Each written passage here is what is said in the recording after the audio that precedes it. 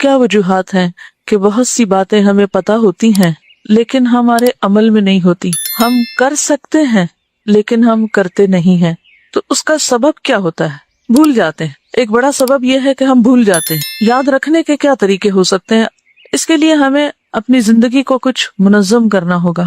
اگرچہ یہ کام بچپن سے شروع ہوتا ہے، زندگی کے جو ابتدائی سال ہیں، جب شخصیت کی فارمیشن ہو رہی ہوتی ہے، تو اس وقت نسبتاً آسان ہوتا ہے۔ آپ میں سے کچھ لوگ اس دور سے گزر رہے ہیں، لیکن میں سمجھتی ہوں کہ اٹس نیور ٹو لیٹ۔ زندگی کا خواہ کوئی بھی حصہ ہو، تاخیر نہیں، کیونکہ جب نبی صلی اللہ علیہ وسلم دنیا میں تشریف لائے تو سب لوگ بچے تھوڑی تھے، سب لوگ جوان تھوڑی تھے، ہر طرح کے لوگ تھے۔ کسی کو 1 سال، کسی کو 2 سال، کسی کو 10 سال ایک چیز پر عمل کرنے کا موقع ملا۔ تو جب ہم اپنی زندگی میں ایک اچھی چیز کو جان لیتے ہیں اور اس کی ابتدا کر لیتے ہیں، وہ مشکات کی وہ حدیث تو آپ کو یاد ہوگی کہ جو شخص علم حاصل کرنے کے لیے نکلا، تو صرف علم حاصل کرنے کے لیے نکلنا ہی جو ہے وہ پچھلے کیے ہوئے قصوراں کا کفارہ ہو جاتا ہے۔ کانا کفارۃ لما مضی، طلب علم جو ہے وہ پچھلے گناہوں کا کفارہ بھی ہے۔ اچھا، ان میں صرف گناہ نہیں ہے، ان میں کفارۃ لما مضی، لما مضی میں کیا؟ جو بھی ہو چکا، جو کوتاہی ہو گئی، جو کمی ہو گئی، جو عادت اتنے دن ہمیں نہیں پڑی، تو اس سے ہمیں ایک امید ملتی ہے، ایک ہوپ ملتی ہے، کیونکہ عموماً ہم جس بھی عمر کے حصے میں ہیں، مثلاً میں اب جو کوئی کام نیا سیکھتی ہوں اور شروع کرتی ہوں تو تھوڑی دیر کے لیے ایک ریگریٹ ضرور ہوتی ہے کہ اتنے سال پہلے کیوں نہیں پتا چلا، اگر اتنے سال پہلے میں یہ شروع کر لیتی تو اب تک کتنا کر چکی ہوتی۔ لیکن بات یہ ہے کہ اگر آج بھی پتا چلی ہے اور آج سے بھی عمل شروع کر دیا ہے تو انشاءاللہ تعالیٰ پچھلے کو بھی کفارہ ہو جائے گا۔ تو اس سے پھر وہ جو ایک ندامت اور ایک مایوسی سے آنے لگتی ہے وہ نہیں رہتی۔ لیکن یہ اسی وقت ہو سکتا ہے کہ جب ہمارا علم ہمارے عمل میں بھی بدلے۔ اگر علم عمل میں نہیں بدلتا تو اس کی ہمیں زیادہ فکر ہونی چاہیے، اور اس کو بدلنے کے لیے کیا کیا طریقے ہو سکتے ہیں۔ مثلاً نمازوں کے خشوع پہ بہت بات ہوتی رہی، اب یہ قرآن پاک کی کچھ مخصوص آیات آپ حفظ کر رہے ہیں، طریقہ آپ اپنے اعتبار سے کوئی بھی کر سکتے ہیں، کیونکہ ہم آپ کے لیے کوئی ایک فکس نہیں کریں گے۔ دین میں نئی باتیں فکس کرنا جو ہے، یہ سب کو ایک چیز کا فرض کے درجے میں پابند کرنا، تربیت کے لیے ایک خاص وقت تک کے لیے تو ہو سکتا ہے، لیکن مستقل طور پر کوئی بھی نیا طریقہ ایجاد نہیں کیا جا سکتا کہ دین کے معاملے میں اس طرح کی پابندی کسی پہ مستقل نہیں ڈالی جا سکتی۔ ہاں، ایک مشورہ ضرور دے سکتے ہیں جو تجربے اور مشاہدے میں کامیاب مشورہ ہے، کہ مختلف نمازوں کے ساتھ مختلف چیزیں آپ باندھ لیں۔ یہ جو 5 نمازیں ہیں، یہ 5 اوقات ہیں اور 5 نشان ہیں۔ ایک طرح سے دن کے مختلف حصوں میں ہمیں جگانے کے، غفلت سے نکالنے کے، اللہ کے قریب ہونے کے 5 مقامات ہیں، 5 نشانات ہیں، 5 اوقات ہیں۔ اگر ہم ان کے ساتھ کچھ اپنے معمولات کو، کچھ چیزوں کو باندھ لیں تو انشاءاللہ آپ دیکھیں گے کہ غیر محسوس طریقے سے چیزیں ہوتی چلی جائیں گی۔ اور صرف نمازوں کے ساتھ ہی نہیں، کچھ اور اوقات کے ساتھ بھی، مثلاً سو کر اٹھنے کے بعد یہ کوئی ایک عمل، فجر کی نماز کے بعد ایک، گھر سے نکلتے ہوئے کوئی کام، کوئی ایک ذکر، مثلاً راستے کے لیے آتے ہوئے، جاتے ہوئے، کھانا پکاتے وقت کوئی ایک مخصوص چیز اپنے لیے لازم کر لیں۔ اور ہر ایک کے چونکہ رولز مختلف ہیں تو گولز بھی مختلف ہوں گے، تو آپ اپنے پہلے رولز دیکھیے کہ آپ کا رول کیا ہے۔ ایک شخص کے کئی رولز بھی ہو سکتے ہیں، ایک شخص کے کئی رولز ہو سکتے ہیں۔ مثلاً آپ کا ایک رول کیا ہے گھر میں، ایک ماں کا، فار ایگزامپل، ماں ہونے کی حیثیت سے پھر آپ کے گولز فرق ہو جائیں گے۔ جو لوگ ابھی تک ماں نہیں بنے، بچیاں ہیں ینگ، تو ان کا ابھی یہ رول مسنگ ہے، ان کو ہم ایسے گولز نہیں دے سکتے کہ جو بحیثیت ایک ماں کے آپ پورے کر سکتے ہیں۔ اسی طرح اگر آپ ایک طالب علم ہیں، سیکھ رہے ہیں ابھی، آپ کے گولز مختلف ہو جائیں گے۔ اور اگر آپ ایک استاد بن چکے ہیں، یا یہ کہ آپ مختلف جگہوں پر کلاسز لے رہے ہیں، تبلیغ شروع کر دی آپ نے، تو آپ کے جو گولز ہیں وہ فرق ہو جائیں گے۔ تو ہمارے کچھ گولز ایسے ہیں جو کامن ہیں، بحیثیت ایک مومن کے، اللہ کے ایک اطاعت گزار بندہ ہونے کے، کچھ کام ہم سب کو لازمن کرنے، جیسے نمازوں کی پابندی، جو فرائض اللہ نے ہم پر مقرر کیے ہیں وہ فرائض ادا کرنے ہیں۔ اسی طرح کچھ چیزیں ہمارے اوپر فرض تو نہیں کی گئی، لیکن وہ اتنا اجر اور اتنا درجہ ہے ان چیزوں کا کہ اگر ہم وہ کر لیں تو درجات کی بلندی کا سبب ہوگا۔ اور ہمارے پاس واقعی ایسے اوقات ہوتے ہیں کہ ہم کر سکتے ہیں۔ تو ایک ایک لمحہ قیمتی ہے جو واپس نہیں لایا جا سکتا۔ اور سورۃ المنافقون کی آخری آیات جو ہیں، وَلَن يُؤَخِّرَ اللَّهُ نَفْسًا إِذَا جَاءَ أَجَلُهَا، جب موت کا وقت آ جائے گا تو کسی کو ایک لمحے کی مہلت بھی نہیں ملے گی، کسی کو کچھ بھی اور وقت نہیں ملے گا۔ تو اصل چیز جو کچھ بھی ہمارے پاس ہے نعمتوں میں سے، سبھی قیمتی ہیں، لیکن سب سے زیادہ جو چیز قیمتی ہے، جو نہ خریدی جا سکتی ہے، نہ ادھار لی جا سکتی ہے، نہ کوئی اپنے حصے کی ہمیں دے سکتا ہے. وہ کیا ہے؟ وہ وقت ہے. تو اگر ہم اس وقت کے سال نہیں، مہینے نہیں، ہفتے نہیں، دن نہیں، گھنٹے نہیں، منٹ نہیں، سیکنڈ اور سیکنڈ سے کم کا بھی صحیح استعمال جب تک نہیں سیکھتے تو ہم خسارے سے نہیں بچ سکتے. اسی لیے اللہ تعالیٰ نے سورۃ العصر، عصر زمانہ یا وقت کا دوسرا نام ہے، اس کے ساتھ ہی فرمایا ان الانسان لفی خسر، یقیناً انسان خسارے میں، سوائے اس کے کہ آپ یہ 4 کام کریں جو آگے اس میں بتائے گئے. تو اب وہ 4 کام تو موٹے موٹے ہیں، ایمان لاؤ اور عمل نیک کرو بھی. وہ کون سے نیک عمل؟ ان کی کوئی ڈیٹیل بھی تو ہوگی. تو اس ڈیٹیل میں کیا ہے کہ آپ اپنے پہلے تو فرائض پورے کریں، اور صرف فرائض کے حد تک اکتفا نہ کریں بلکہ اس کے ساتھ ساتھ پھر اپنے باقی جو ذمہ داریاں ہیں اور باقی جو بہترین استعمال ہے لمحے لمحے کا. یعنی ہمیں یہ نہیں دیکھنا کہ آج کا ہمارا دن کیسے گزرا، صرف یہ نہیں دیکھنا ہمیں، بلکہ کیا دیکھنا ہے کہ آج صبح دوپہر شام، پھر صرف صبح دوپہر شام نہیں، ہمارا گھنٹہ گھنٹہ کیسے گزرا، اور گھنٹہ گھنٹہ نہیں، ہمارا لمحہ لمحہ کیسے گزرا. جیسے ایک بزرگ نے کہا تھا نا کہ اپنا احتساب اس طرح کرو کہ تم ہر لمحے یہ دیکھتے رہو کہ جنت سے کتنے قریب ہو رہے ہو، جہنم سے کتنے دور ہو رہے ہو، اللہ سے کتنے قریب ہو رہے ہو، شیطان سے کتنے دور ہو رہے ہو، یا وائس ورسا. تو ایک مومن تو ہر لمحہ چوکس رہتا ہے اور اپنے تمام لمحات کی حفاظت کرتا ہے. یعنی ہمیں اپنے تمام لمحات کی حفاظت کرنا ہے. اب یہ حفاظت کس طرح ممکن ہے؟ اس میں ایک تو یہ کہ الحمدللہ اللہ کا شکر ہے ہمیں بہت سے غلط کاموں کا پتہ چلا، ہم نے ان کو اپنی زندگی سے نکال دیا. کچھ عبادات کا، کچھ نیکی کے کاموں کا پتہ چلا، وہ ہم نے اختیار کرنے شروع کر دیے. لیکن ابھی بھی میں دیکھتی ہوں کہ اگر دن ضائع نہیں کرتے ہم تو گھنٹے ضرور ضائع کر دیتے ہیں. اگر گھنٹے ضائع نہیں بھی کرتے ہم الحمدللہ تو منٹس تو ضرور ضائع کر، اور سمیت میرے ہم سب اس کوتاہی کا شکار ہیں. اور پھر صرف اتنا نہیں کہ استعمال کرنا ہے ان اوقات اور لمحات کو، بلکہ ہمارا اصل مقابلہ کس چیز کا ہے کہ ہم نیکی میں آگے کتنا بڑھتے ہیں اور اس کا بہترین استعمال کیسے کرتے ہیں. یعنی ایک تو یہ ہے نا کہ ہم نے اوقات گنوائے نہیں، ضائع نہیں کیے، سستی اور کسل مندی سے کام نہیں لیا. پھر یہ اگلی سٹیج آ گئی، اگلا درجہ آ گیا کہ ہم نے اچھے کام میں لگائے. پھر صرف اتنے پہ نہیں رہنا ہمیں، بلکہ اس سے آگے بڑھ کر یہ سوچنا ہے کہ اس سے بہترین جو موجودہ ہماری انویسٹمنٹ ہے، اس سے بہترین انویسٹمنٹ کیا ہو سکتی. تو جہاں تک لمحات کی حفاظت کا تعلق ہے تو اللہ کا ذکر آپ کے ساتھ ہے ہر وقت. کچھ نہیں آپ کو اس کے لیے کرنا پڑتا. آپ آدھی نیند میں بھی ہیں تو آپ کی زبان ہل سکتی ہے، آپ اپنے دل میں اللہ کو یاد کر سکتے، کیونکہ بعض اوقات زبان تک ہلانے کی ضرورت نہیں اگر پاسبل نہیں ہے آپ کے لیے. یعنی کچھ وقت ایسے ہوتے ہیں یا کچھ جگہ ایسی ہوتی ہے کہ جہاں آپ زبان اور ہونٹ بھی نہیں ہلا سکتے، یا معیوب لگتا ہے بعض اوقات کہ آپ کسی مجلس میں بیٹھے تو آپ دل سے تو اللہ کو یاد کر سکتے ہیں نا. اور ذکر جو ہے، جتنے بھی اعمال ہیں ان سب میں انسان کے درجات کی بلندی کا سبب جو وہ ذکر ہے. بلکہ یہ ایک اضافی عمل ہے نا. ایک اضافی عمل کیسے؟ جیسے نماز ہے تو نماز میں پھر ذکر، یعنی نماز فریضہ بھی ہے اور ساتھ اللہ کا ذکر بھی ہے. روزہ ہے تو روزے میں ذکر، حج ہے تو اس میں ذکر، کسی کی عادت کرنے جا رہے ہیں تو اس میں ذکر، گھر کا کام کر رہے ہیں، کھانا پکا رہے ہیں. یعنی یہ عمل ایسا ہے یہ جو ایک اضافی عمل بھی ہے اور اضافی اجر بھی ہے اس کا. یعنی آپ نیکی کے کام کو مزید نیک بنا سکتے ہیں، بہترین بنا سکتے ہیں اگر آپ اس میں اللہ تعالیٰ کا ذکر شامل کر لیتے ہیں. آپ ایک جائز، مباح، بہترین نیکی کا کام کر رہے ہیں. مثلا آپ کسی کی مدد کر رہے ہیں، کسی کی خدمت کر رہے ہیں، بذات خود یہ ایک بہت ہی بہترین عمل ہے. لیکن اس بہترین عمل کو مزید کیسے آپ بہترین بنا سکتے ہیں؟ مزید اس میں ذکر کر کے. آپ خاموش بیٹھنے کی بجائے، چاہے آپ ایک بہت اچھا اعلیٰ درجے کا کام کر رہے ہیں لیکن ساتھ آپ ذکر جاری رکھ سکتے ہیں. ایک تو یہ ہے لمحات کی حفاظت اور ان کا بہترین استعمال. اور پھر اس کے بعد یہ ہے کہ علم حاصل کرنا ایک بڑی فضیلت کا کام ہے، لیکن جو ہمارے پاس علم ہے اس علم کو عمل میں لانا اور پھر اپنے گولز متعین کرنا، اپنے اہداف متعین کرنا اور پھر اہداف کو اوقات کے ساتھ باندھنا، یہ بے حد ضروری ہے. جو شخص بغیر کسی پلاننگ کے دن کا آغاز کر لیتا ہے اور بغیر سوچے سمجھے کہ مجھے کیا کرنا ہے، بس ٹھیک ہے جو سامنے آیا کر لوں گا، تو وہ دراصل اپنے آپ کو ضائع کرتا ہے. تو ہمیں اہداف مقرر کرنے، اور اہداف مقرر کرنے کے لیے پھر ہمیں اپنے رولز دیکھنے. تو آپ سب ایک تو کام آج یہ کریں کہ اپنے اپنے ذرا حیثیتوں کا تعین کریں کہ آپ کے رولز کیا کیا ہیں، آپ کی حیثیتیں کیا کیا ہیں. مثلا آپ ایک بیوی ہیں، آپ ایک ماں ہیں، آپ ایک بیٹی ہیں، آپ ایک طالب علم ہیں، آپ ایک استاد ہیں، آپ ایک سماجی کارکن ہیں. یعنی وٹ ایور جو بھی آپ ہیں، یہ کس کس حیثیت میں آپ کی ذمہ داریاں ہیں. آپ ایک خاتون خانہ ہیں تو اپنی حیثیتوں کا تعین کیجئے، ٹھیک ہے. اچھا، پھر اس کے اعتبار سے اپنے گولز مقرر کیجئے. آپ کو کہاں، کتنا اور کیا کرنا ہے، اور صرف کیا نہیں کرنا بلکہ اس سے بہتر کیا ہو سکتا ہے، اس سے اعلیٰ کیا ہو سکتا ہے. مثلا آپ اپنی عبادات کو اپنے سامنے رکھتے ہیں کہ مجھے نماز پڑھنی، یہ میرے فرائض میں سے ہے. آپ کا ایک سب سے بڑا اور اہم رول کیا ہے کہ آپ اللہ کے بندے ہیں، اللہ کی عبادت آپ کے اوپر ایک فرض ہے، آپ اپنے اوپر اس فرض کی ادائیگی کے لیے ٹارگٹ مقرر کرتے ہیں کہ دن میں اتنی نمازیں فرض ادا کرنی ہے اور اس کے ساتھ ساتھ مجھے اتنے نوافل پڑھنے ہیں مثلاً.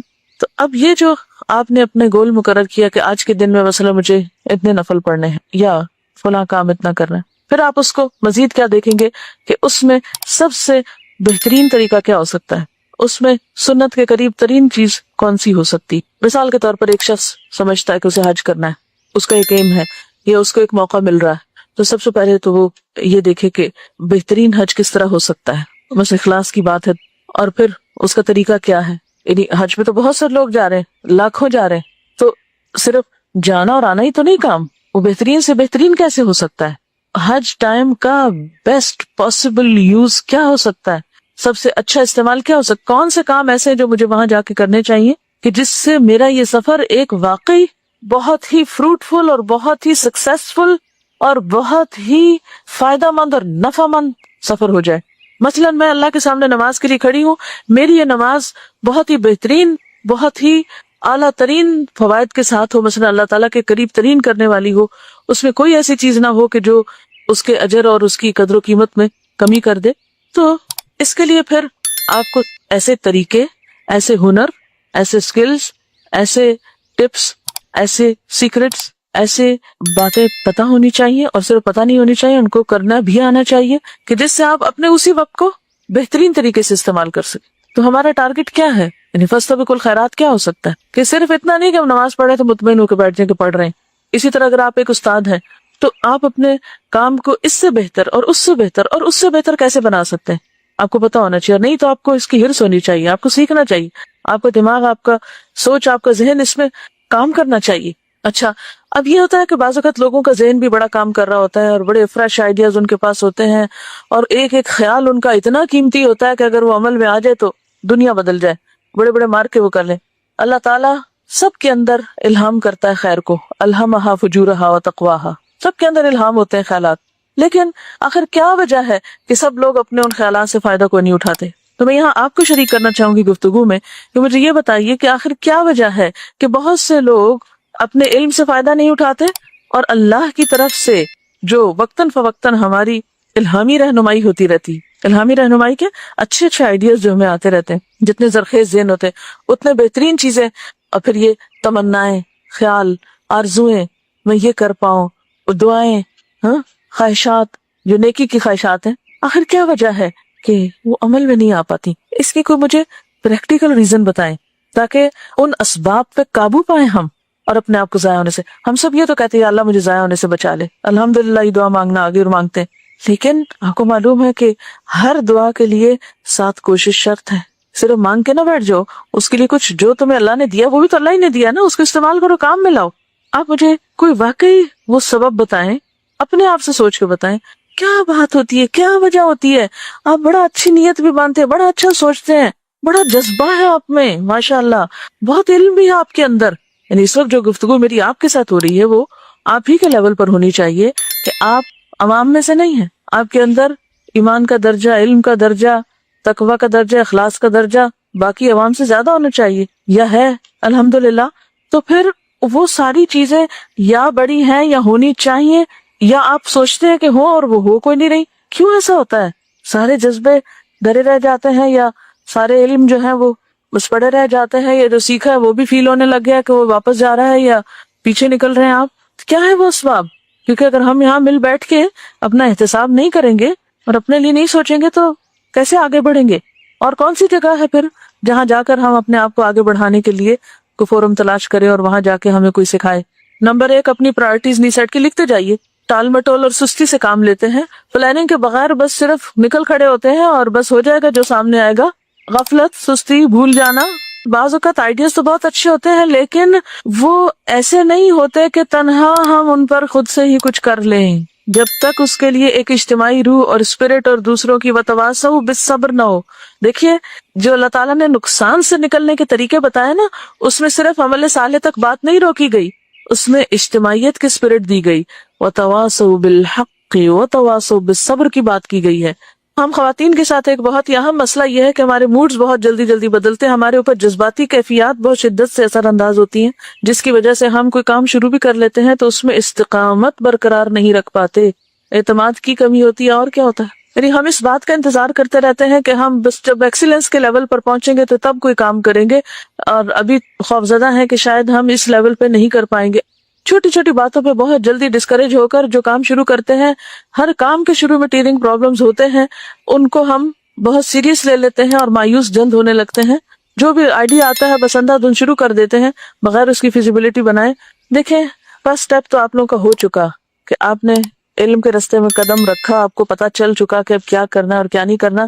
جو اصل بات ہے، ان ساری باتوں کا جو خلاصہ آپ کہہ لیں اور جس کا جواب سورۃ العصر کے اندر ہی ہے، وَتَوَاصَوْا بِالْحَقِّ، یہ جو تواسی کا عمل ہے، یہ کون سا باب ہے؟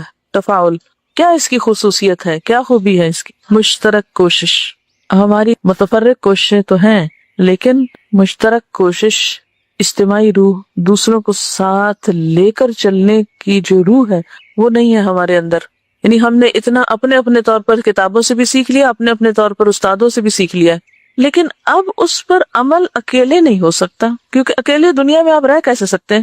ہم جن لوگوں کے ساتھ رہتے ہیں، جن کے بیچ میں رہتے ہیں، بعض اوقات ان سے بھی اجنبی ہوتے ہیں۔ کیوں اللہ تعالیٰ نے سورۃ الشورى میں مشورے کو نماز اور زکوٰۃ کے بیچ میں رکھا ہے؟ ایک کام سے بھی دوسرے کی طرف جاؤ گے تو بیچ میں مشورے کی ضرورت پڑے گی، اور دو اسلام کی بنیادوں کے بیچ میں رکھا ہے، چاہے چھوٹی نیکی ہو یا بڑی نیکی، چھوٹا کام ہو یا بڑا کام۔ اکیلے آپ گاڑی کھینچ کیسے سکتے ہیں جب تک آپ نے اپنے ساتھ والوں کے ذہن نہیں بنائے ہوئے؟ چلیے اس بات کو ایک اور دوسری طرح لیتے ہیں کہ ہمیں پھر کرنا کیا چاہیے۔ صرف یہ جاننا کافی نہیں کہ کیا کرنا ہے، یہ جاننا بے حد ضروری ہے کہ کیسے کرنا ہے۔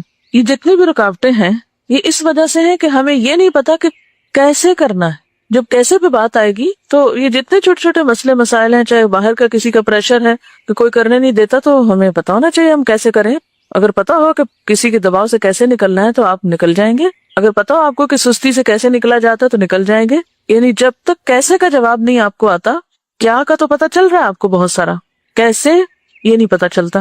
اچھا، اس کے لیے ایک تو ہمارے سامنے رول ماڈل ہے اللہ کے رسول صلی اللہ علیہ وسلم کا۔ یہ سارے کام وہ کیسے کرتے تھے؟ تو سنت کے صرف سرسری نہیں، گہرے مطالعے کی ضرورت ہے۔ اچھا، عموماً ہم سیرت پڑھتے ہیں تو اس میں بھی ہم کیا دیکھتے ہیں کہ آپ نے کیا کیا کیا، آپ نے یہ بھی کیا، وہ بھی کیا، وہ بھی کیا، یہ جنگ لڑی، وہ وہاں کامیابی حاصل کی، مکہ فتح کیا کیا کیا کیا کیا کیا۔ ہمارا سارا علم کیا کے گرد گھومتا ہے، سنت اور سیرت کا بھی۔ ہم جو بھی احادیث پڑھتے ہیں، جو ابھی آپ کا اسوہ حسنہ پڑھتا ہے، اس میں صرف یہ دیکھتے ہیں کہ آپ نے کیا کیا۔ اس میں ہماری توجہ کم ہوتی ہے کہ کیسے کیا، طریقہ کار کیا تھا۔ حالانکہ اللہ کے رسول صلی اللہ علیہ وسلم نے جو کچھ ہمیں دیا وہ حکمت سکھائی ہے، یعلمہم الکتاب والحکمہ۔ ہم نے کتاب تو سیکھ لی لیکن حکمت نہیں سیکھی۔ اور حکمت دراصل کیا ہے؟ صرف آپ صلی اللہ علیہ وسلم کے وہ ورڈز نہیں ہیں بولے ہوئے جن کو آپ حدیث کا ترجمہ کر کے کہ حکمت کا معنی یہاں امام شافعی نے حدیث کیا ہے، ٹھیک ہے، مراد یہی ہے، یہ حکمت آپ صلی اللہ علیہ وسلم ہی سے متعلق ہے۔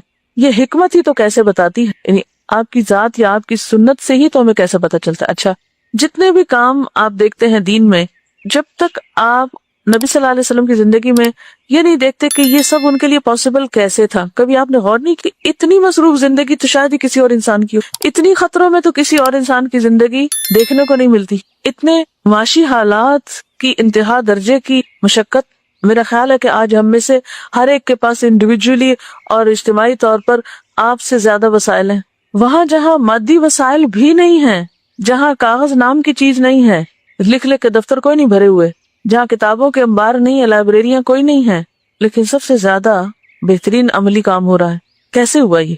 اس پر غور کرنے اور ان وجوہات اور ان چیزوں اور ان بنیادوں کو تلاش کرنے کی بے حد ضرورت ہے۔ جب تک وہ نہیں ہمیں ملتی یا ان کو نہیں ہم پہچانتے، ہم صرف کتابیں پڑھ کے یا کچھ کورس کر کے ایک اچھے مسلمان نہیں بن سکتے یا اپنا مقصد وجود پورا نہیں کر سکتے۔ اب ہم کچھ بنیادی چیزوں پر آتے ہیں جو آپ صلی اللہ علیہ وسلم کی زندگی میں تھی۔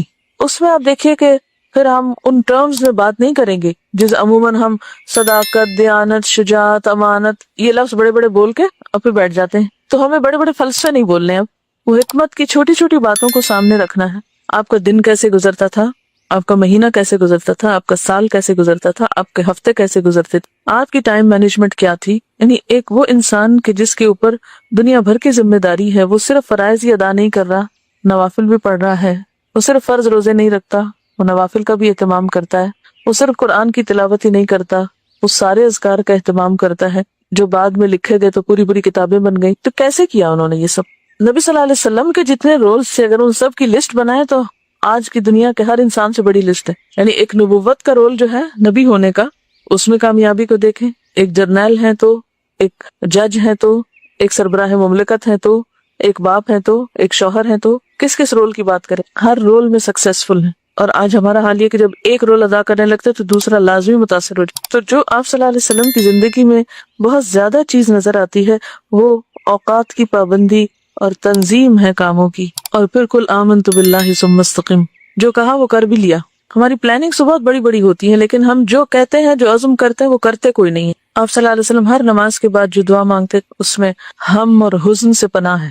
ہم جن ہموم کے اندر ہیں نہیں میں ہی گم رہتے ہیں، بس یہ فکر لگی ہوئی ہے، وہ فکریں ہماری جان ہی نہیں چھوڑتی. اور ہر ایک کو شیطان نے کوئی نہ کوئی فکر لگا رکھی ہے ایسی جو چاہے تو سر پہ سوار کر لے، مسلط کر لے، چاہے تو ایک طرف رکھ کے اپنا کام کرتے جائے. یہ ہمارے اپنے ہاتھ میں. ہم اور حزن سے پناہ مانگی ہے، پھر اسی طرح عجز اور کسل سے پناہ مانگی ہے، بخل اور غلبۃ الدین و قہر الرجال. یہ جتنے ایشوز آپ نے بتایا ہے نا سب اس میں آتے ہیں. قہر الرجال کیا ہے؟ لوگوں کا جبر، معاشرے کا پریشر، گھر والوں کا دباؤ، دوستوں کا، انسانوں کا، سارے لوگ آ جاتے ہیں اس میں کہ جن کے پریشر سے آپ اپنے علم کو عمل میں نہیں لا سکتے. گھریلو زندگی ہو یا اجتماعی زندگی، قہر الرجال ہے. مال کی مشکلات ہے، غلبۃ الدین، وہ فکر کھائے جا رہے ہیں، وہ کسی ایک کنارے لگنے نہیں دیتے. پھر اسی طرح عجز اور کسل.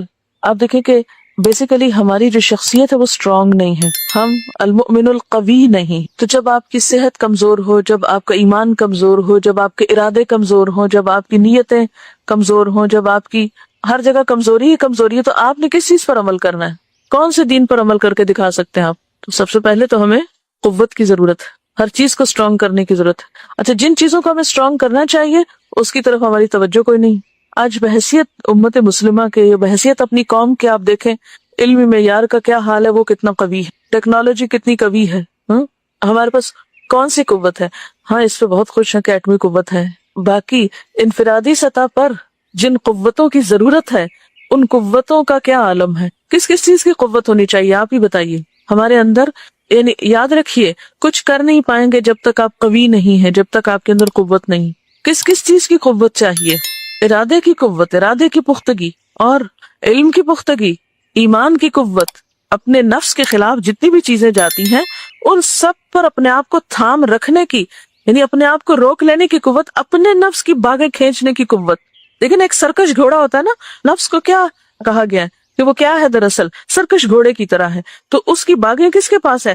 ہمارے اپنے پاس ہے. اس کو کھینچنا جو ہے کہ اپنے آپ کو ایک حد پہ روک لینا، یعنی حدوں پہ روکنا. وہ حدیں خواہ دین نے مقرر کی ہو، خواہ عقل سلیم نے متعین کی ہو، یا پھر وہ ایک فطرت سلیم کی طرف سے ہو، ان حدوں میں اپنے آپ کو روک لینا. جب تک یہ قوت نہیں ہے اپنے پاس کچھ نہیں کر سکیں گے. آپ کے اپنے اندر ایک قوت ہوگی جس کی بنا پر آپ صبر کر سکیں، عبادت پہ جمے رہ سکیں، جو بھی نیکی کا ارادہ کریں اس پر آپ قائم رہیں. جب تک یہ نہیں ہوگا، جب تک آپ خود کمزور ہیں، کوئی بھی کام نہیں ہو سکتا. جو آپ نے آیات یاد کی ہیں عباد الرحمن کی صفات میں سے، ان سب کے آخر میں جو جزا بتائی گئی ان ساری کوالٹیز کو ایک کوالٹی میں ڈال دیا گیا کہ یہ سب بدلہ ان کے لیے کیوں ہے؟ بما صبروا، کیونکہ انہوں نے صبر کیا. اور صبر کیسے آ سکتا ہے؟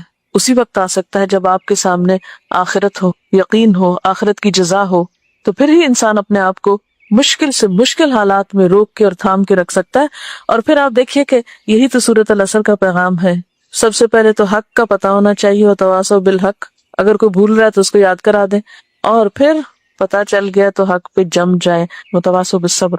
کتنے دو مختصر لفظوں میں اللہ تعالیٰ نے پوری کامیابی کے راستے کی وضاحت کر دی. اور اس کے لیے آپ کو ایک دوسرے کا تعاون چاہیے، اجتماعی زندگی کی ضرورت ہے، تنہا نہیں کر سکتے. ایک دوسرے کی غلطیاں بتانے کی، ایک دوسرے کی غلطی سن لینے کی، ایک دوسرے کی بتائی ہوئی غلطی کو سننے کی قوت. یہ جو پرائرٹیز سے بات شروع ہوئی تھی نا کہ پرائرٹیز ہم نے متعین نہیں کی، یہ بہت بیسک بات ہے. اب یہ ہے کہ یہ سب کچھ کس طرح اسکروٹینائز ہوگا، کس طرح اس کو انالائز کیا جائے گا، ہم کہاں سے غلط ہیں. ایمانداری کے ساتھ سوچئے، بعض اوقات آپ کو دوسرے کی غلطی نظر آ رہی ہوتی ہے کہ مثلاً وہ وقت ضائع کر رہا ہے یا وہ اپنی صلاحیتوں کو ضائع کر رہا ہے یا اپنے علم کو ضائع کر رہا ہے. تو کتنی دفعہ ایسا ہوا ہے کہ ہم نے دوسرے کو انکریج کیا ہو, دوسرے کو تھاما ہو, دوسرے کو آگے بڑھایا ہو. یعنی دو طریقے ہوتے ہیں نا, ایک تو یہ کہ جیسے کو پھسل رہا ہے تو اس کو پکڑنا, اور ایک یہ ہے کہ ایک شخص کے پاس ایک خوبی ہے, بہتری ہے, اس کو آگے انکریج کرنا, اس کو آگے بڑھانا. ہم تو اس خوف سے ہی نہیں نکلے کہ اگر ہم نے کسی اور کو آگے بڑھا دیا تو شاید ہم تو بہت ہی پیچھے چلے جائیں گے پھر. اب آپ دیکھیں کہ نبی صلی اللہ علیہ وسلم ہی کی زندگی میں ہم پلٹ کے دیکھتے ہیں کہ آپ کے طویل سجدے کب ہوتے تھے, رات کو تنہائی میں, آپ کے اپنے ٹائم میں, اس ٹائم میں نہیں جب لوگوں کے آنے کا وقت ہوتا تھا. آپ کے قرآن کی تلاوت کس میں ہوتی تھی؟ آپ کیا ہماری طرح یہ اس طرح لے کے سامنے بیٹھتے تھے اور ہل ہل کے پڑھتے تھے؟ یہ تلاوت ہوتی تھی آپ کی. کس وقت تلاوت ہوتی تھی اور کیسے ہوتی تھی اور کہاں ہوتی تھی تلاوت؟ تلاوت کس کو کہتے ہیں؟ تہجد کے وقت میں, نماز کے اندر. ہم میں سے وہ اس چیز کا اہتمام کتنے اور کب اور کیسے کرتے ہیں؟ اب جب ہم نے فجر سورج نکلنے سے پہلے ہی تلاوت ختم کر لی تو دن میں کیوں کوئی آ کے ڈسٹرب کرے گا ہمیں؟ وہ وقت ہی نہیں ہے. دیکھیں, دن کا وقت جو ہے وہ لوگوں کا وقت ہے, کام کا وقت ہے, عمل کا وقت ہے. اس وقت آپ قرآن لے کر ہی کیوں بیٹھے؟ ہاں, اس صورت میں آپ کے لیے حلال ہے پھر لے کر بیٹھنا عام وقت میں, جب آپ ایک طالب علم ہیں. جب آپ ایک طالب علم ہیں تو سب کو پتا ہے کہ آپ طالب علم ہیں, آپ کا ٹیسٹ ہو سکتا ہے, آپ کو سبق سنانا ہو سکتا ہے, آپ کا یہ کام ہے, آپ پڑھ رہے ہیں, وہ سب کو پتا ہے, انڈرسٹوڈ ہے, دوسروں کو بھی پتا ہے. یا آپ ایک پڑھانے والے ہیں تو اس وقت بھی لوگ کہ ابھی اس کے اسکول جانے کا وقت ہے. آپ اپنے اوقات کی تنظیم اس طرح کریں کہ جیسے وہ حدیث آئی تھی نا کہ عقل مند شخص کے لیے لازم ہے کہ اس پر کچھ گھڑیاں گزریں یا اس کی کچھ گھڑیاں ان کاموں میں گزریں, ایسی گھڑی جب کہ وہ اپنے رب سے باتیں کرے. اب ایسا تو نہیں کہ آپ مثلاً کلاس میں بیٹھے ہوئے اور کلاس سے دماغ آف کر کے تو آپ اپنے رب سے باتیں شروع کر دیں. یہ وقت اس کام کے لیے تو نہیں ہے. اس کا وقت تو الگ مقرر ہونا چاہیے, اور جو چیز جس وقت کے لیے مقرر ہے اس وقت میں کریں. دوسرا, ساعتن یحاسب فیہا نفسہ, ایسی گھڑی جب کہ وہ اپنی ذات کا محاسبہ کرے. کیا یہ ہم کرتے؟ اور کون سا وقت آپ نے مقرر کر رکھا ہے؟ کوئی وقت تو ہونا چاہیے نا. ہماری ٹائم مینجمنٹ اور ہمارے اعمال کی جو تنظیم ہے وہ درست ہی کوئی نہیں ہے. نہ ہم نے وقت مقرر کر رکھا ہے اپنے رب سے باتیں کرنے کا, نہ وقت مقرر کر رکھا ہے ذات کے محاسبے کا. اپنے دن کے ڈیلی ٹائم ٹیبل میں دیکھیں کون سی جگہ ہے جہاں آپ یہ کام کرتے ہیں. کوئی اسکیجول ہے آپ کا, کوئی چارٹ بنایا ہوا آپ نے, آپ نے کہیں کھانے کھینچے ہوئے ہیں کہ یہ میرا کام آج کا تھا, میں نے کر لیا. نبی صلی اللہ علیہ وسلم کے زمانے میں نہ کمپیوٹر سے, نہ کتابیں تھی, نہ کاپیاں تھی, نہ بہت زیادہ لکھنے پڑھنے کا کام تھا, لیکن اوقات متعین تھے. اور دین اسلام اتنا نیچرل فطری دین ہے کہ نمازوں کے اوقات متعین کر کے بہت سے کاموں کو اپنی اپنی جگہ کر دیا. نماز ایک ٹائم ٹیبل بھی تو زندگی کا دیتی ہے آپ کو, ایک نیچرل ٹائم ٹیبل ہے آپ کا کہ آپ نے کیا کیا کام کرنے اور کس کس وقت کرنے. ان نمازوں کے ساتھ آپ آگے اور پیچھے باندھ لیں. جب گھڑیاں نہیں تھی, جب گھنٹوں کے حساب نہیں ہو سکتے تھے, تو صحابہ کرام کیا کرتے تھے؟ نمازوں کے ساتھ انہوں نے اپنے ٹائم ٹیبل بنا رکھے تھے کہ کون سا کام کس وقت کرنا ہے. ایسی گھڑی جب کہ وہ خدا کی تخلیق میں غور کر رہا ہو, اس کے لیے کون سا ٹائم آپ نے مقرر کیا ہوا ہے. نبی صلی اللہ علیہ وسلم جب تہجد کے لیے اٹھتے تو وضو سے پہلے ٹائم ٹیبل میں پہلا کام یہ تھا, ان فی خلق السماوات والارض واختلاف اللیل والنہار لآیات لأولی الالباب الذین یذکرون اللہ قیاما وقعودا وعلی جنوبہم ویتفکرون فی خلق السماوات والارض ربنا ما خلقت ھذا باطلا. وہ وقت ہوتا ہے غور و فکر کا جب آپ کا اصل نکل کے سامنے آتا ہے. اور اگر آپ اٹھے ہی دن کے 10 بجے تو آپ نے تو وہ گھڑی ضائع کر دی, آپ نے تو وہ ٹائم کیا, یعنی وہ ایک ٹائم ٹیبل ہے نا, ایک نیچرل ٹائم ٹیبل ہے, وہ آپ نے اپنا سسٹم ہی خراب کر دیا. اور پھر دن کا کوئی اور وقت ہو سکتا ہے, سورج نکلنے کا وقت ہو سکتا ہے, غروب آفتاب کا وقت ہو سکتا ہے, یعنی کوئی بھی وقت ہو سکتا ہے, لیکن بہترین وقت وہ ہے جو آپ کی مکمل تنہائی کا اور یکسوئی کا وقت ہے. غور و فکر صرف اس وقت میں ہو سکتا ہے, اور یہ نہیں آپ گھنٹوں بیکار بیٹھے رہے اور آپ کہیں کہ جی وہ میں ذرا غور و فکر کر رہا ہوں. یہ مقصود نہیں ہے اس میں. وہ کیا ہے غور و فکر اصل میں, کہ لمحے بھر کے لیے اللہ کی کسی بھی تخلیق کے ذریعے اس تک بہت قریب ہو کے پہنچنا, یعنی اس کا بہت شدید قرب محسوس کرنا اس کی کسی چھوٹی سی بھی نعمت کے ذریعے. اور یہ لمحات آتے ہیں اگر آپ کو کچھ لمحے بھی مکمل یکسوئی کے نصیب ہو. ایسی گھڑی جب کہ وہ اپنے کھانے پینے کی ضرورتوں کے لیے وقت نکالے. اب اگر سارے کھانے پینے کے انتظار میں بیٹھے ہوئے اور آپ اپنے ذہن میں کتابیں لے کے کھڑے ہیں اور اس وقت آپ کا موڈ آف ہے کہ یہ کیا ہو رہا ہے, یہ کھانا پینا کیوں چل رہا ہے, یا یہ ہونا نہیں چاہیے, وٹ ایور, اور آپ اپنی کتابوں ہی کے پیچھے بھاگ دوڑ کر رہے ہیں. ہماری سب سے بڑی مشکل یہ ہے کہ ہم جس کام میں ہوتے ہیں اس میں نہیں ہوتے مینٹلی, اور نہ اس کے لیے یکسو ہوتے ہیں, ایک وقت میں دوسری چیز کا فکر اپنے اوپر لادے ہوئے ہوتے. اب ہم پھر آتے ہیں ایک بہت ہی پریکٹیکل اس چیز پر کہ سب سے پہلے آپ نے کیا کرنا ہے, اپنے رولز لکھیے. مثلاً 2 ہیں, 3 ہیں, 4 ہیں, 2-3 بڑے بڑے ہی لکھ لیجئے. مثلاً آپ ماں ہیں, بیٹی ہیں, طالب علم ہیں, ٹیچر ہیں, بیوی ہیں, خاتون خانہ ہے مثلاً 4-5 آپ لکھ لیجئے، یا کچھ اور آپ کی کوئی مصروفیت ہے آپ نے سوچی ہوئی ہے، اور پھر ان رولز میں آپ کے گولز کیا ہیں. مثلاً اگر آپ ایک خاتون خانہ ہیں تو آپ کی ذمہ داریاں کیا، آپ کو کیا کیا لازمی کرنا پڑتا ہے، کیونکہ ہر ایک کے فرق ہے نا، کچھ لوگوں کے بھی زیادہ ذمہ داری، کچھ پہ کم ہے. کیا کیا آپ کے ضروری کام ہے جو آپ کو کرنے ہیں، پھر یہ کہ ان کو کیسے کرنا ہے، کپڑے کس وقت دھونے ہیں، کھانا کس وقت پکانا ہے، کیا کیا کرنا ہے، اس میں بہترین طریقہ کیا ہے.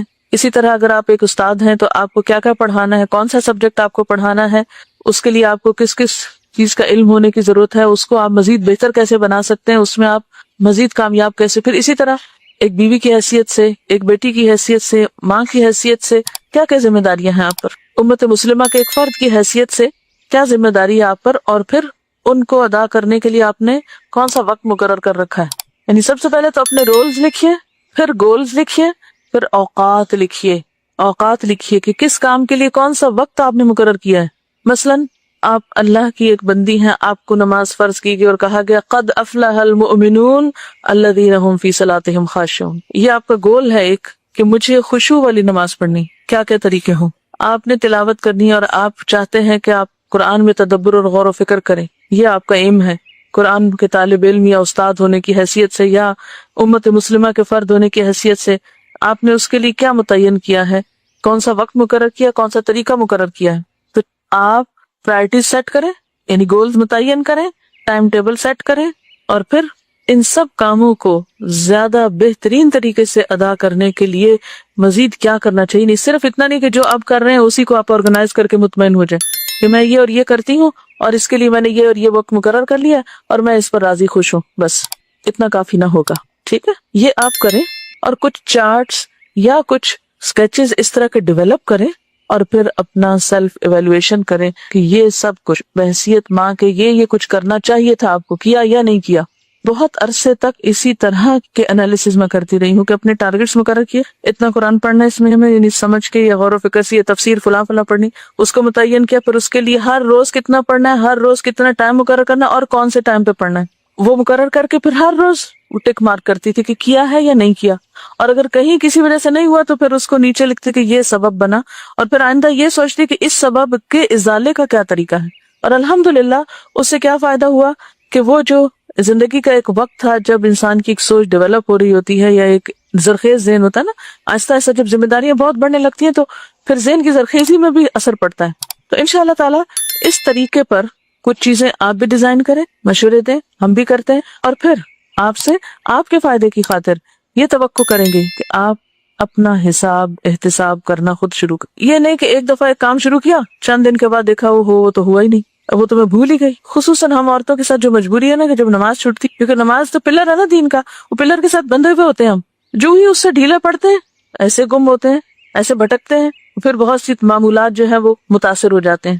اللہ تعالیٰ نے ہمیں حق دیا نا، لنفسک علیک حق کا، تمہارے نفس کا تم پر حق ہے. نفس کا حق کیا ہے کہ جیسے میں نے آپ کو پہلے بتایا تھا کہ 4 چیزوں کے تقاضے پورے کرنا، جسم کے، عقل کے، روح کے اور جذبات کے، تب جا کے شخصیت میں بیلنس آئے گا. تو لنفسک علیک حق، کھانے پینے کا وقت ہے، پھر اسی طرح عقلی نشو و نما کے لیے پڑھنے کی ضرورت ہے، پھر اسی طرح روحانی اپنی عبادات کی، نمازوں میں یکسوئی کی اور خشوع کی ضرورت ہے، پھر اسی طرح جو جذبات ہیں ہمارے، ان کی تسکین کے لیے جو بھی اللہ نے طریقے رکھے ہیں ان کی، جیسے ہماری اولاد ہے، ہمارے بہن بھائی ہیں، رشتہ دار ہیں، دوست ہیں، یہ سارے کیا ہیں، دراصل ہماری جذباتی تسکین کے سامان ہیں.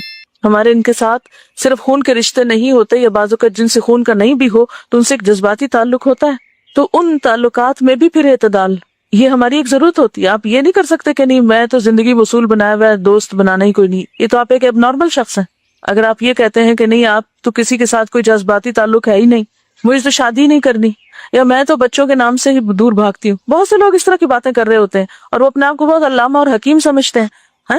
یا یہ ہے کہ آپ پڑھنے لکھنے میں اتنے انوالو ہو جائیں کہ آپ کہیں کہ نہیں کھانا تو بس اس کی ضرورت ہی نہیں ہے. قوت کیسے آئے گی؟ آپ قوی کب بن سکتے ہیں؟ جسمانی قوت کب ہوگی؟ جب آپ کی نیند پوری ہوگی، آپ کھانا کھائیں گے، آپ اپنی ایکسرسائز، دوا جو بھی آپ کے اس میں ہے. اسی طرح روح اور ایمان کیسے مضبوط ہوگا؟ ایک اچھی نماز کے بغیر سوال ہی پیدا نہیں ہوتا کہ آپ کا ایمان مضبوط ہو. یعنی آپ کی روح مضبوط ہو ہی نہیں سکتی جب تک آپ کے وہ اذکار اور وہ عبادات کا کھانا جو ہے وہ صحیح طور پر صحیح ادائیگی نہیں ہو رہی. پھر اسی طرح باقی چیزوں میں بھی عقلی اعتبار سے اگر آپ ایک سٹیبل پرسن نہیں ہیں، آپ کی عقل پختہ نہیں ہے، اس کی نشو و نما نہیں ہوئی، آپ امیچیور انسان ہیں، تو پھر وہ ایک شخصیت میں فلا آ جائے گا. تو اس کے لیے کیا ضروری ہے کہ اس پختگی علمی پختگی اور عقلی نشو و نما کے لیے پھر علم کا اور مطالعے کا حق ہے ہمارا کہ ہم چاہے 10 منٹ رکھیں 15 رکھیں کوئی ٹائم رکھ لیں. اور پھر یہ ہوتا ہے کہ جب آپ اپنے کچھ خود اصول بنا لیتے ہیں نا، جیسے ابھی بات ہوئی تھی کہ اگر آپ اپنے آپ کو سیلف کنٹرول ہے آپ کے اندر تو نتیجہ کیا ہوگا، ہر چیز اپنی جگہ پر آ جائے گی. جب ہم میں سیلف کنٹرول نہیں ہوتا نا، ہم بات بات پہ آؤٹ آف کنٹرول ہو جاتے ہیں تو دوسرے بھی ہماری کمزوری جان لیتے ہیں اور پھر اس کے مطابق ہم ان کے دباؤ میں آ جاتے ہیں بہت سی چیز. تو انشاءاللہ تعالی جب یہ ساری چیزیں اپنے موقع پر آئیں گی، اب بہت سی عورتیں جو دین کی طرف آتی ہیں ان کے شوہروں کو ان سے شکایت ہو جاتی، ان کے ساتھ ان کے تعلقات متاثر ہو جاتے ہیں، جو ان سے دور بھاگنا شروع کر دیتے اور وہ سمجھتے ہیں کہ ہم تو شاید زیادہ نیکی اور زیادہ تقویٰ کا طریقہ اختیار کر رہے ہیں، تو اس گوشے کو بھی اگنور نہیں کیا جا سکتا. تو ان سب چیزوں کا ٹائم ٹیبل کیا ہے آپ کے پاس، کون سا کام کب کرنا ہے آپ کو، یہ بے حد ضروری.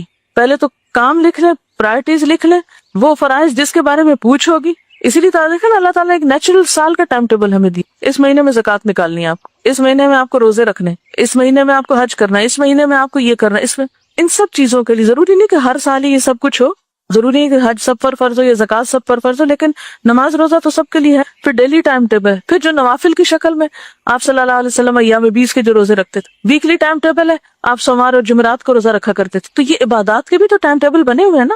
کون سی عبادت ایسی ہے جس کے لیے کوئی ٹائم ٹیبل نہ ہو؟ حتیٰ کہ جو اذکار ہیں، ٹھیک ہے کچھ اذکار ہیں تسبیحات جب آپ چاہیں کریں، لیکن باقی اذکار تو کسی نہ کسی چیز کے ساتھ بندھے ہوئے ہیں. صبح ہوگی تو یہ پڑھنا ہوگا، شام ہے تو یہ کرنا ہوگا، تعداد بھی ہے اور اوقات بھی ہیں. اور پھر وہی بات، یہ سب کچھ اس وقت ہو سکتا ہے جب یاد دہانی وتواصوا بالحق وتواصوا بالصبر. ہمارا حال تو یہ ہوتا ہے کہ کلاس میں ہمارے ساتھ بیٹھا ہوا شخص سو رہا ہوتا ہے اور ہم کو ہوش نہیں ہوتی، اس کی پرواہ نہیں ہوتی کہ اس کو بھی جگا دیں. کوئی نہیں لکھ رہا تو نظر تو پڑتی ہے کہ دوسرا ساتھ بیٹھ کے کام نہیں کر رہا، پرواہ نہیں ہے. تو نقصان سے تو نہیں نکل سکتے. اللہ تعالیٰ نے قسم کھا کے بات کی ہے جب تک یہ 4 چیزیں نہیں. اور پھر تباہ ہو گیا وہ شخص جس کا آج اس کے کل سے بہتر نہیں. اور اس سے مراد صرف فرائیڈے اور سیٹرڈے نہیں کہ جس کا سیٹرڈے اس کے فرائیڈے سے بہتر نہیں، بلکہ جس کا حال اس کے ماضی سے بہتر نہیں اور جس کے مستقبل میں ترقی کے کوئی چانسز نہیں، یعنی ایمانی، روحانی، عقلی. تو پھر علم اور عمل کے فاصلے کیسے کم کیے جائیں، کیا کے بعد کیسے کا فاصلہ طے کریں، صرف کیا پہ نہ رک جائیں کہ کیا کریں. یہ تو بہت پتہ چل گیا کیا کیا کرنا ہے، یہ جاننا بے حد ضروری ہے کہ کیسے کریں، کیسے یاد دہانی کے طریقے کیا ہوں، کیا خاص پلانرز ہوں، ڈائریاں ہوں، یادداشتیں ہوں، انسان ہوں. چیک کون کرے گا ہم کو؟ تو سب سے پہلے ہم خود کو خود چیک کرنے والے بنیں، پھر اپنے دوستوں کو اجازت دیں کہ وہ ہمیں چیک کر سکیں، اپنے ماں باپ کو اجازت دیں کہ وہ ہمیں ہماری غلطی بتا سکیں. جب تک آڈٹ نہیں ہوگا حساب درست نہیں ہوں گے، درست رکھیں گے ہی نہیں. جن کمپنیز کا آڈٹ ہونا ہے ان سے پوچھیں کہ وہ کتنی ایکیوریسی اختیار کرتے ہیں حساب کتاب رکھنے میں، ان کی جان پہ بنی ہوئی ہوتی ہے. ہمیں پتا ہوتا ہے ہمیں کس نے پوچھا، کون پوچھے گا ہم سے، ہے کوئی پوچھے ہم سے؟ تو ابھی دنیا میں تو شاید کوئی نہ پوچھ سکے، لیکن پوچھ تو ہے. یہی آڈٹ جو ہے وہ ہمارے لیے سر پہ لٹکتی ہوئی تلوار ہے کہ ان اوقات کا حساب ہوگا. کیسے کریں میں لازماً کسی کو شامل کرنا پڑتا ہے. کیسے ایک سوال ہے نا جس کا جواب آپ صرف خود نہیں دے سکتے، صرف ہماری عقل کامل نہیں ہوتی، ہمیں لازماً ضرورت ہوتی ہے کہ ہم کسی دوسرے سے کنسلٹ کریں. جو ہی ہم کسی دوسرے سے بات شروع کرتے ہیں تو پھر اختلاف رائے جو ہے وہ لازم ہے. اس اختلاف رائے میں سیلف کنٹرول بے حد ضروری ہے. اور آپ دیکھیں صحابہ کرام کی زندگی اس معاملے میں خوبصورت زندگی ہے، بہترین نمونہ ہے. حضرت ابوبکر اور حضرت عمر رضی اللہ تعالیٰ عنہ کے درمیان باہم بے حد محبت تھی. ہر جگہ کٹھے نظر آتے ہیں، مرنے کے بعد بھی کٹھے ہیں، جو کہ بہت کم کسی دوست کو نصیب ہو سکتا ہے نا. اور اتنی امت کی دعائیں لیتے ہیں، جن جو جاتا ہے حج کرنے، عمرہ کرنے اور مسجد نبوی کی زیارت کرنے، جب نبی صلی اللہ علیہ وسلم کو سلام بھیجا جاتا ہے تو لازماً ان دونوں کو بھی بھیجا جاتا ہے. لیکن دنیا میں آپ دیکھیں کتنے امور پر اختلاف ہے ان کے درمیان، مگر وہ اختلاف کبھی گرج کا سبب نہیں بنا، کبھی بغض اور شحناء کا سبب نہیں بنا. جمع قرآن کا موقع آپ دیکھ، جمع تدوین قرآن کا جب موقع آیا تھا تو حضرت عمر نے جب خواہش ظاہر کی تو حضرت ابوبکر راضی ہو کے نہیں دیتے تھے، لیکن بالآخر حضرت ابوبکر کو کنونس کر لیا. اس کے بعد آپ دیکھیں مانعین زکوٰۃ کے خلاف جہاد کا جب موقع تھا، حضرت عمر راضی نہیں تھے، اختلاف کر رہے ہیں، لیکن حضرت ابوبکر صدیق نے دلائل لا کر ان کو کنونس کر لیا. تو جہاں آپ اکٹھے کام کریں گے، جہاں آپ ایک دوسرے سے شیئر کریں گے، اختلاف ہو جائے گا.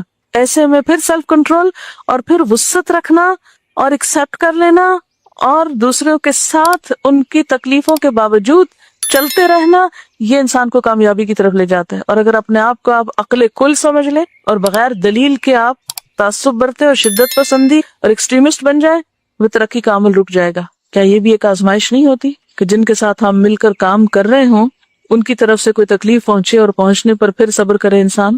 ایک تکلیف وہ ہوتی ہے جو دشمنوں کی طرف سے آتی ہے انسان کو، ایک تکلیف وہ ہوتی ہے جو دوستوں کی طرف سے آتی ہے۔ احسب الناس ان یترکوا ان یقولوا آمنا وهم لا یفتنون، نیکی کے عزم لے کر